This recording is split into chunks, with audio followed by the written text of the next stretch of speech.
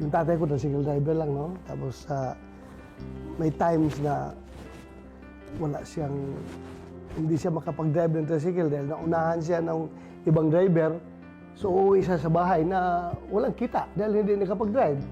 So kinabukasan, wala na kaming baon kasi walang pabili ng bigas. Wala kaming pamasahe. So we have to walk. So sabi ng nanay ko, oh, kahit na wala kayong baon, magsumikap kayo mga anak, mag-aral pa rin kayo.